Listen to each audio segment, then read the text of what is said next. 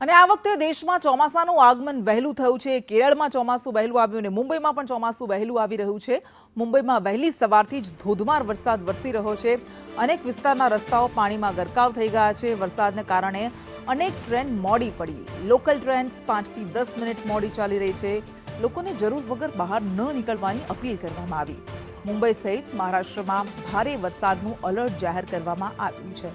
તો મુંબઈમાં પણ ચોમાસું વહેલું પહોંચી રહ્યું છે, કારણ કે કેરળમાં પણ ચોમાસું વહેલું પહોંચી ગયું અને મુંબઈમાં આ દ્રશ્યો અમે આપને બતાવી રહ્યા છીએ કે કેવી રીતે ભારે વરસાદને કારણે મુંબઈના શહેરોની હાલત થઈ ગઈ છે।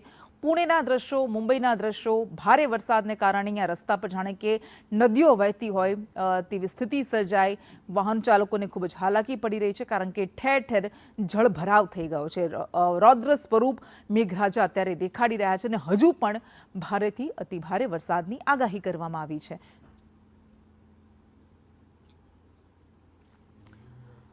તો મુંબઈમાં આગાહી કરવામાં આવી હતી અને આગાહી પ્રમાણે જ અત્યારે ભારે વરસાદ વરસી રહ્યો છે।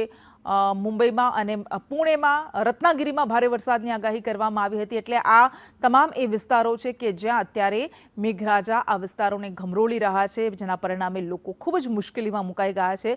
ભારેથી અતિભારે વરસાદને કારણે શહેરોના વિસ્તારો જળમગ્ન થઈ ગયા છે। નીચાણવાળા વિસ્તારોમાં ખાસ કરીને પાણી ભરાઈ ગયા છે। તો ભારે વરસાદને કારણે પાણી ભરાઈ જવાને કારણે અનેક વિસ્તારોમાં ટ્રાફિક જામની સમસ્યાનો પણ લોકો સામનો કરી રહ્યા છે।